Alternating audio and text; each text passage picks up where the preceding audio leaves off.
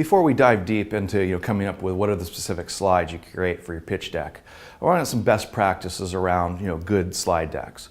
One is you're trying to tell a story with your deck. You're not trying to tell every detail of the business plan, how you're manufacturing something and all the details. And this is where a lot of entrepreneurs get in trouble, is they try to really show every detail, and that's not what the purpose is. The purpose of a pitch deck is to sell your idea, not to explain everything.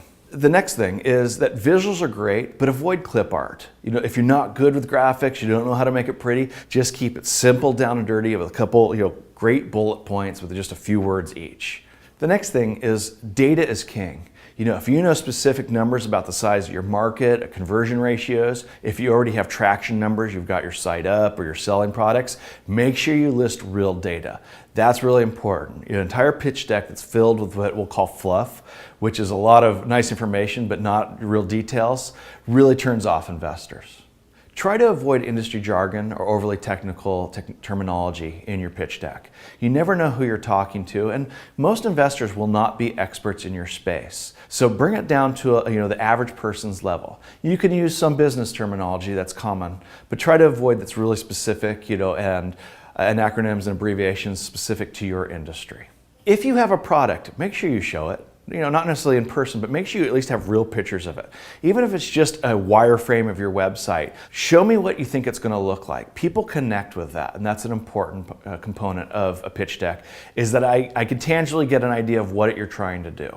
Just as you can't say everything about your business plan in a pitch deck, you also aren't going to be able to cover every possible risk and issue that is. So if there's real risks in your business, which there should be if it's a startup, you're innovating, you're going, just acknowledge it, make sure it's there in the pitch deck, and move on. You can deal with more detailed ones in the Q&A section after your presentation.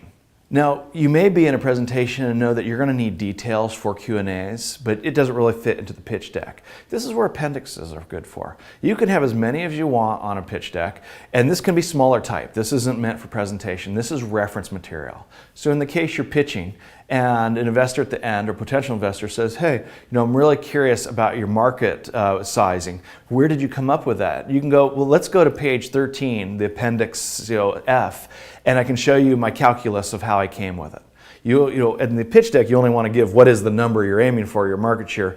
But in appendixes, you can have all those details about your business plan and really anything else you need. The last key component. Be prepared to revise and iterate your deck every time you talk to someone. Now don't take everything by verbatim of what every investor says, because they're all going to have different opinions of what they like and don't like. But just like when your customers give you feedback, you have to decide, what do I want to do with, what feedback do you want to take and implement? Do it with your deck. Just because you've spent maybe weeks developing, maybe months developing it, don't think it's your baby, it's untouchable. Be willing to challenge it and break it apart. And if you're not getting meeting requests after presenting it, it doesn't work. You got to find something different.